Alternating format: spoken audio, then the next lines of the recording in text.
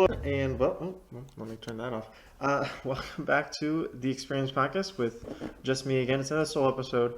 A bit of a tight week, and look, we've been trying to get Nathaniel back on the show. He's a little busy with law school, but we wanted to give our listeners another kind of football sports centered episode. With the Super Bowl just happening.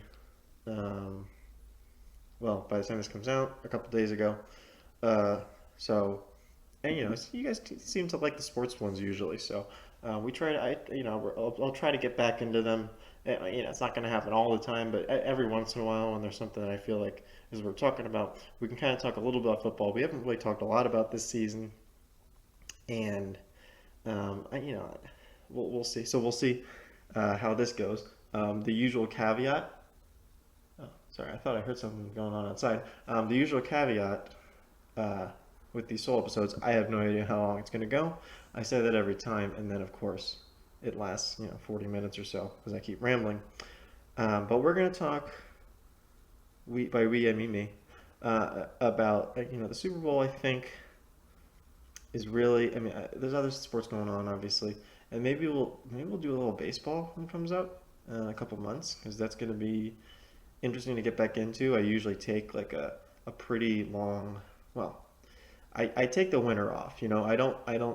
Uh, I'm not like a follow the sport 12 months of the year kind of thing. I like to have my own personal off season where I just kind of tune out a lot of the news and the notes and the things like that. So we've had other people come on and we've talked about baseball. That's fine. I generally know what's going on. I know the big stuff, but a lot of it, I mean, I can't keep track of like where every, where Andrew Heaney is pitching this year. I don't know. So, and for non-baseball fans, I don't even know who that is. So, yeah, there you go. So we're gonna do football today. We're gonna talk about the big game, if you will.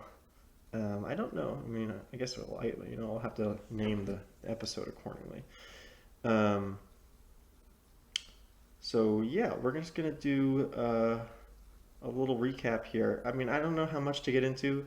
I didn't take too many notes. The whole day, I was like, okay, let me write down some things, and then I never really got around to it. I have a little list with like three things on here, but let's talk about the non-football things first. Let's talk about the like everything around the game.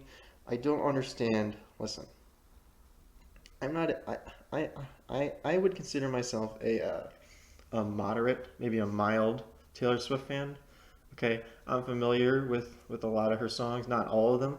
I know the hits and some other kind of weird ones in between. But a lot of like her, especially her recent music. Well, I know a decent amount of her recent. Maybe like anything from like 2016 to 2022. I have a weird gap in the middle there. Like I can't remember after Red. I don't remember which album. Anyway, yeah, I'm a moderate fan. I would say maybe mild. I'm not like we have Elizabeth as you guys know, as our resident Taylor Swift expert, but I don't I'm not that I don't know her that well, and I don't sound like I listen to her. Again, Elizabeth, clever ears, but I don't really listen to her regularly too, or really at all. I don't go out of my way, but I think she's a fine artist, and obviously she's been very successful, and she's great at what she does. You don't get to that point or to where she is, without that. But I don't understand. Look, they show her a decent amount during these games, during the Chiefs games, but I don't understand these people who are just like throwing fits because they show someone on the screen. like I don't understand. I don't understand why it aggravates people so much. Like, really? Is it really ruining your experience? You can't focus on football? The whole thing is ruined? You're never going to watch a game again? Because that's a lie. You're totally going to watch the next game, the next Chiefs game, whenever it comes on. I think what you're seeing here is it's definitely a selection bias, right? Because, look, Taylor Swift, very famous. If any very famous person was dating a football player, they would get a lot of TV screen, but or TV time and screen time, right? But there really hasn't been, this sort of big international superstar on the level of Taylor Swift who has been in a relationship with uh, a fairly a fairly well, I'll get to Travis Kelce in a second, but with let's just say with a football player, in forever, right? I mean, the closest maybe is like Giselle with Brady because she's kind of a pretty big model internationally, but I don't know how much of household name value she has, especially not on the level of Taylor Swift. So I don't, it's not like like if you take anyone else, wow, I'm trying to think like if Lady Gaga was dating, um, George Kittle or something like that, that I mean she would also get a lot of screen time. So I don't know why it's this Taylor Swift hate. I mean, it's crazy. People are hating on her for being in the stands cheering on a team. Like she's basically a fan, and you're hating on a fan. I don't know why it's such a big deal. And then yeah, okay, and then we'll get to the Travis Kelce of it all. She's not just dating any football player. I mean, look, Travis Kelce. I'm not saying like everyone's grandma knew who Travis Kelce was, but he's plays for the Chiefs, which have maybe the most famous football player in the league, or the best player at least is Patrick Mahomes, right?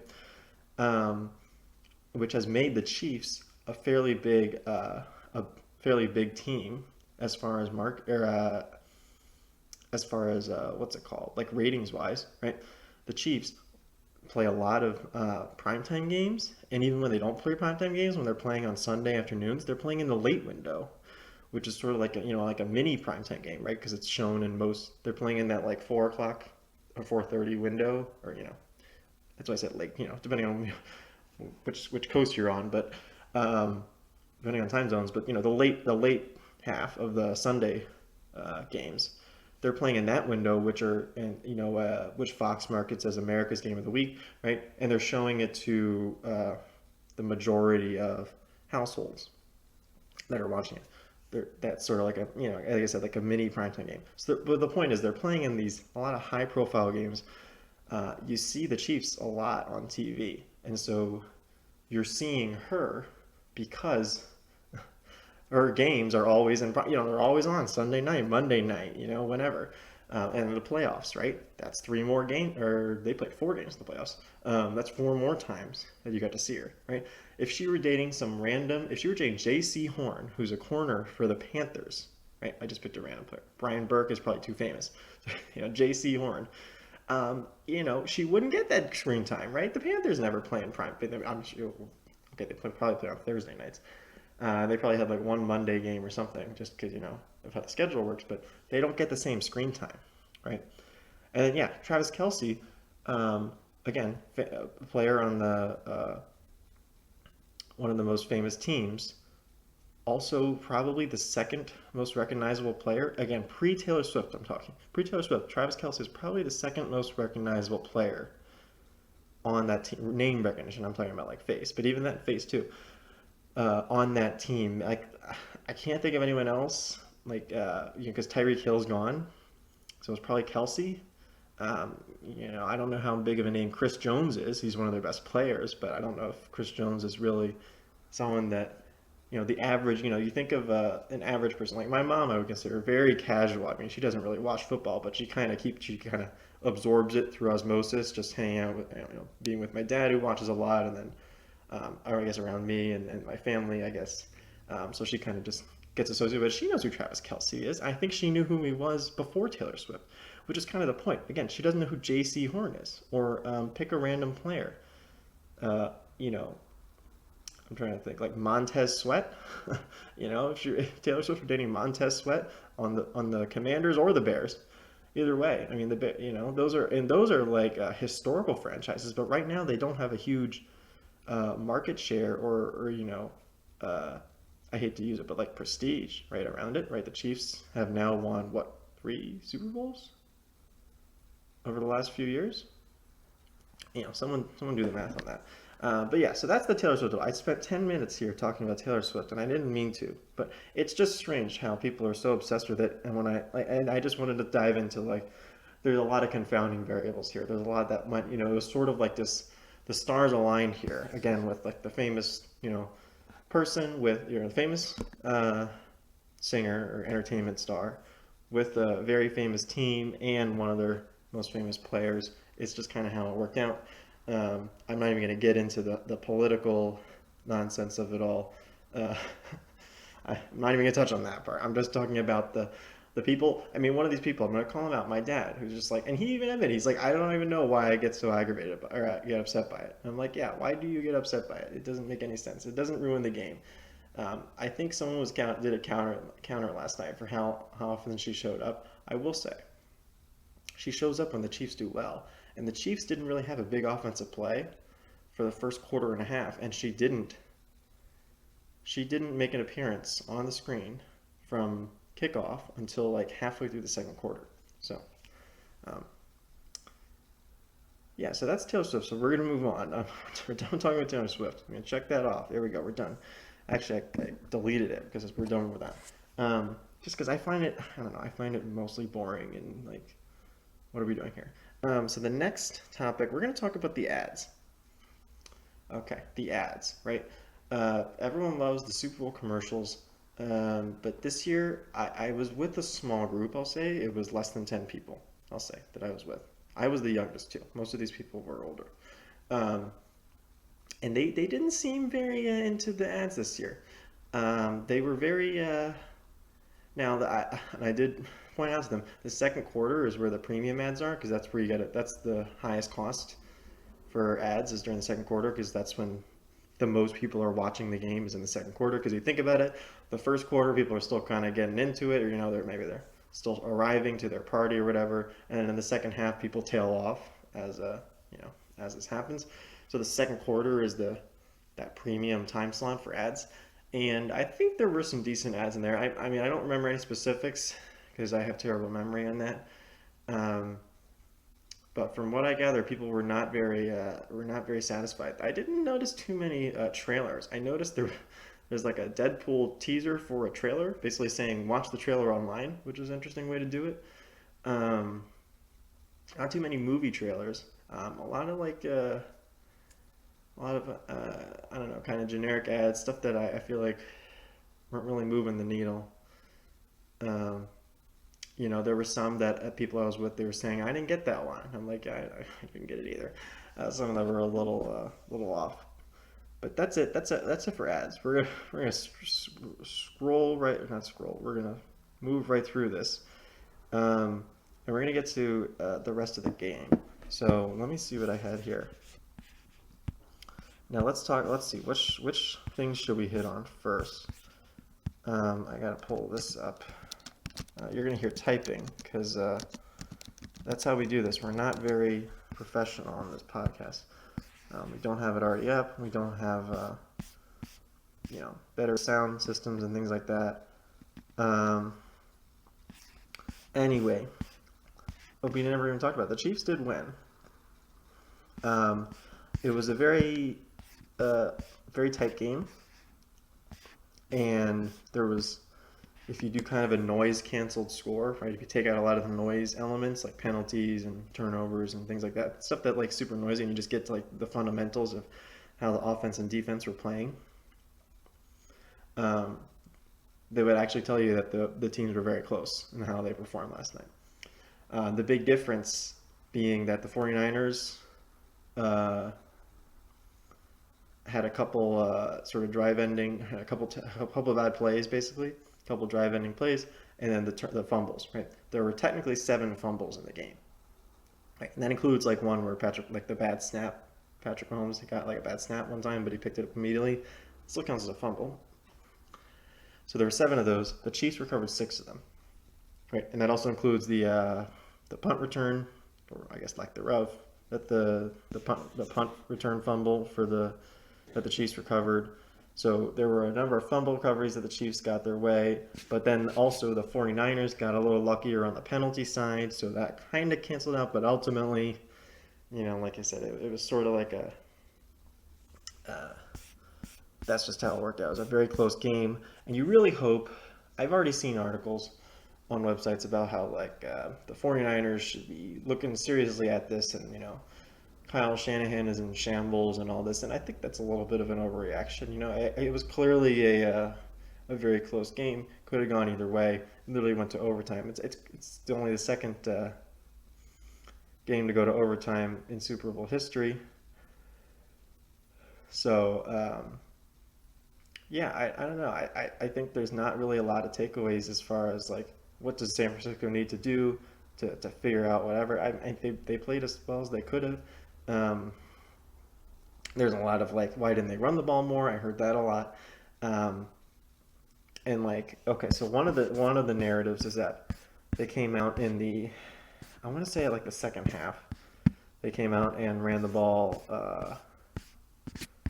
6 times. Yeah, like six straight, they passed the ball 6 straight times, which is a bit deceiving because basically they passed the ball on first down. The first 6 plays where they passed the ball on first down and they got like, I think they got a sack or something. And so it was like 2nd and 15. And then at that point, you kind of have to pass the ball. Um, on 2nd and long, you have to pass the ball. I mean, you don't have to, but you really should. And that series kind of ended. I think then they had like an incomplete pass, or maybe that one was one where yeah, then they had an incomplete pass, and then that's 3rd and 15, and now you're still passing the ball. So it's 3 passes in a row, but like it's not like they chose not to run. It's not like they were abandoning the run there, like they had to pass. They were in passing situations, right? 1st and 10, you don't have to pass necessarily. You kind of should, but regardless, that wasn't necessarily abandoning the run thing. And then the next possession, 1st and 10, they ran a pass play, and that one I think is one where Purdy, was almost getting sacked and threw it to, was it McLeod or someone, and they lost a bunch of yards, and it went to 2nd and 18. I could be flipping these. That might have been the sack one, and the first one might have been the throw to McLeod for a loss. But regardless, basically they had 2 first down pass plays that went for negative yards. At that point, you're in 2nd and 15 or 2nd and 18, and those are basically obvious pass situations until you get to the next series of downs, and they couldn't convert. So saying that they ran 6 straight pass plays, and Romo mentioned this on the broadcast. Because I thought, and immediately I was like, wait a minute, what are you knocking them for? Like they ran, first of all, it's 6 plays. It's not like they only ran 6 plays. It's not like it's a huge sample we're talking about. If you want to talk about the whole second half, maybe we can talk about that. But just those 6 plays that start the second half is pretty wild to say, to make a claim about the philosophy change that they went to. Um, but yeah, those were like basically they got in obvious pass situations in those 2 series. I don't know what you want to do. You want to run the ball on 2nd and 18? Like you might as well just punt there. Are you really trying to get a first down? Um, so that's that part of the narrative. And then there's the other. The 49ers had a pretty high success rate on running plays. Um, let me double check their success rate. Let me get it for you. Let me get it for you guys. Yeah. Well, on early downs, they had a 48% success rate on running plays on early downs. Early downs being first and second down. Right, we're talking about early down running, I assume, is what the getting away from the running game thing is. So yeah, they had 48%, which is actually pretty good, right, overall. The problem is they had a very low, or I should say, a very negative EPA per play on that, and that's largely because of, first of all, you have the fumble, was that in the first quarter, um, and then you had a number of really bad running plays, right, like that can skew that EPA per play, even if the success rate, which is more of a percentage of plays that are positive, right? So they had a lot of plays that were positive, but the plays that were negative were really bad, right? And that dragged down the EPA per play. And maybe Shanahan is thinking, maybe there's some loss aversion there, like these running plays are not really doing, have a really low, I mean, he's not looking at the EPA per play numbers, but he's thinking, I've had a lot of situations where I run the ball in 1st and 10, and now we're in 2nd and 14 because we lost 4 yards on the run play, and now, and obviously pass plays don't always gain negative, gain positive yards. You could lose. We had just talked about where they started 2 series with negative yards on first down on pass plays. But I don't know. I don't know that that's. I'm not sure what they're getting at there. And then and their passing was fine. You know, Brock Purdy wasn't amazing, but he was good. He was plenty good enough to. He played well enough to win the game. Um, let's see. Do I have his? I don't know if I have his numbers here, but overall, he actually played pretty well, and the 49ers passing game was actually fairly good. You know, not great. I mean, they were going up against a great defense in the Chiefs, but they did well. You know, it wasn't terrible, right? They didn't lose the game because Brock Purdy didn't play well, I think is all I'm getting at. So that's that part of the game. There's some other things. I mean, I'm hitting weird things. I'm not doing like a recap. I'm just hitting things that I've kind of seen people talk about that I kind of want to address. So you have the overtime situation, and this is the first time with the new overtime rule, which is basically, new game. Each team gets the chance to possess the ball unless there's a defensive score on the first possession. So, if you get like a pick six, if the first team comes out and they throw a pick six, the game's over. So yeah, each team gets a chance to possess the ball. No matter what happens, right? No matter what the first team does. But if the game is tied after the second team has their possession, then it goes to a sudden death situation. So next scorer wins, right? So for example, if the first team kicks a field goal and then the second team scores a touchdown, game's over. And that's actually what happened in this case, right? Kansas City won on a touchdown. But if Kansas City had kicked a field goal, then the ball would have gone back to San Francisco, and then any score would have won the game, right? If San Francisco goes and they punt the ball, and then Kansas City gets the ball back and they score, then they win. So it's just whoever scores next wins. Which kind of brings up an interesting scenario, right? And in this case, we didn't get to see it play out, but it's basically, what do you do? Like, what is the best? Like, how does the decision making is a little more interesting, right? Whether to get the ball first or second, and then what to do on 2-point conversions. So, and there are kind of right answers here.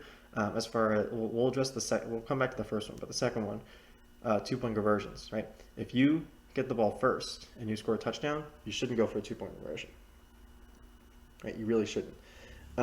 If you get the ball, because basically, this is a little complicated to think about.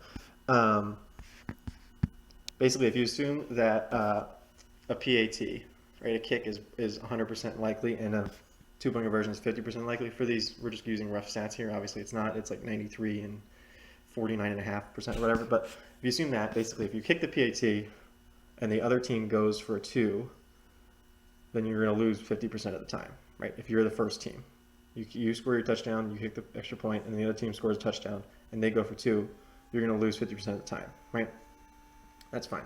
If you are the first team and you go for 2 and you don't get it, that 50% of the times you don't get it, you lose 50% of the time, right? And if you do get it, then there's still that scenario where the other team gets their 2-point conversion as well, and you go to a third possession and you lose. So basically, you're inviting more scenarios where you can lose, right? Where now more than 50% of the scenarios, or outcomes, if you will, you would lose. So you're actually not better off going for 2 after your first, if you're the first team. But if you're the second team, you do want to go for 2.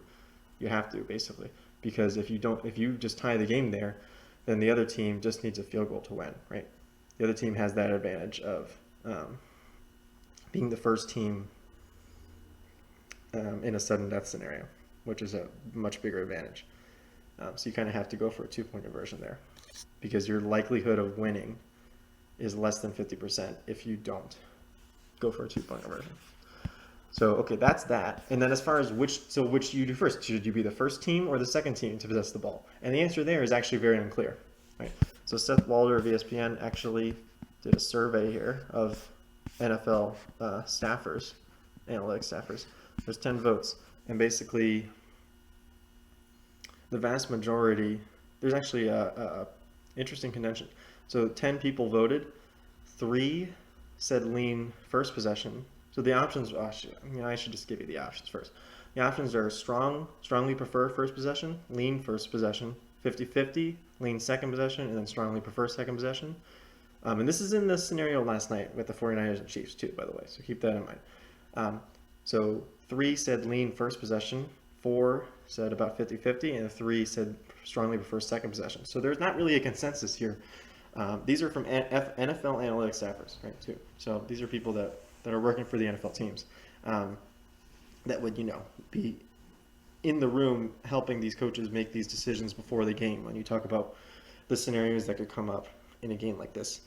Although, obviously this was the first time it ever happened. And there's a lot of contention. And basically, Brian Burke of ESPN did a bunch of simulations. I think someone from PFF did as well.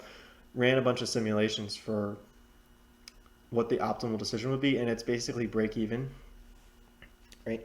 It's basically break even as far as which team you should be, which team gives you the edge, whether having the ball first or having the ball second. It's basically break even, and the gist of it is the advantage of the second team getting the ball, knowing what you need to score, not outweighed. Sorry, what's the word? Canceled out, I guess, by the advantage of the first team having that third possession, right? The third possession, that first sudden death possession.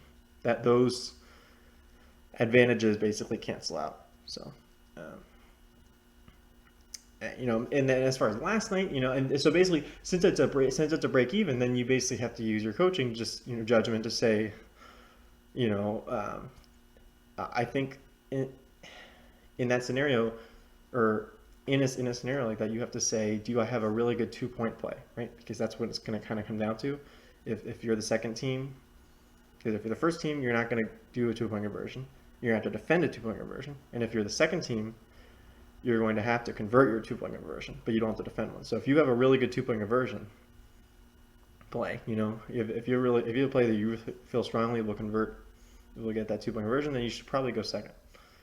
If you don't feel super confident about it, then it probably doesn't really matter. Or if you have some other reason, however you want, maybe your defense says, hey, we need a break right now. I mean, I don't know how much that influences, but maybe that could.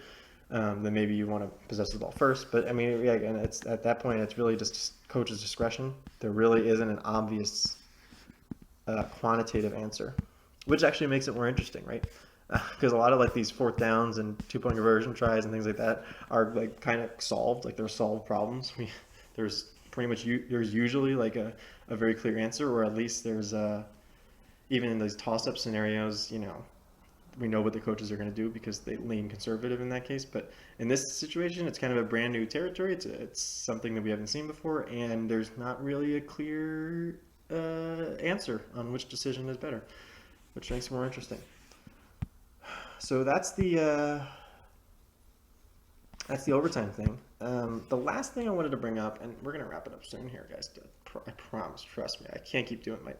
My throat's like my throat's kind of feeling a little weird. I don't know if I'm getting sick or something, or I was talking a lot last night.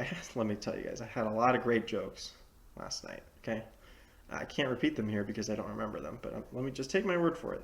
I was nailing it. Anyway, it's mostly just making fun of my dad. It's easy pickings. When you're with your parents for long enough, you know all the ins and outs. So, anyway, the last thing I wanted to bring up was the end of the first half. Okay, it's a very easy.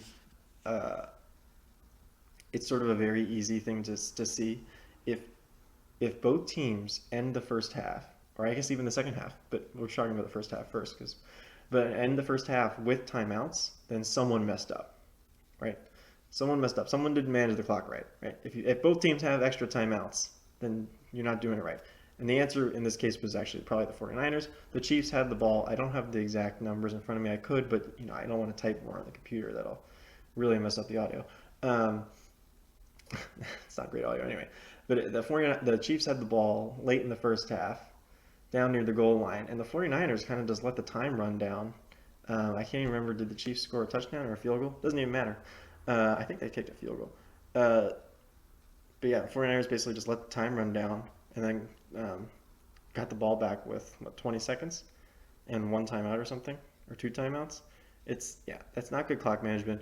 I've talked to other people about this, Kyle Shanahan, and clock management is interesting. He's very conservative in terms of clock management and timeouts and even fourth downs too. Um, that's his style, but oftentimes it costs his team a possession, and in this case, it might have cost them a chance at a field goal. That could have mattered in this case, in the case of the game. Um, so that's it. That's all I wanted to say for the game.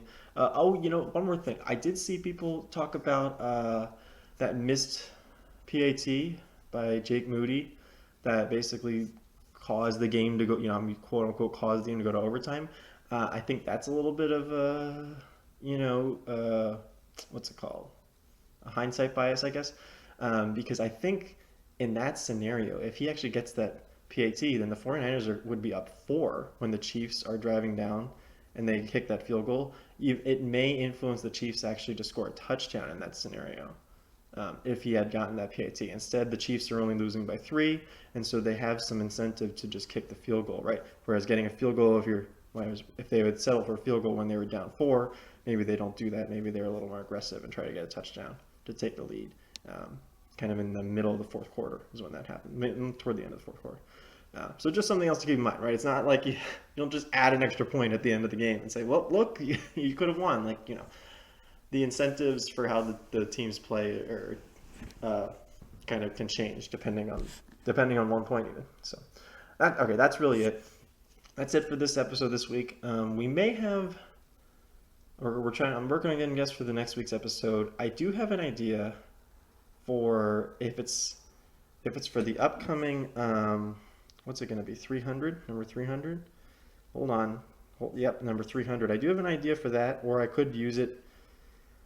I could use this idea just for a random episode when I can't get a guest on for myself, or I could do multiple versions of this. But I do have an idea. I tried out the technological part of doing this type of episode is the hardest part, but I kind of played around with that earlier today, and I think it'll work out fine.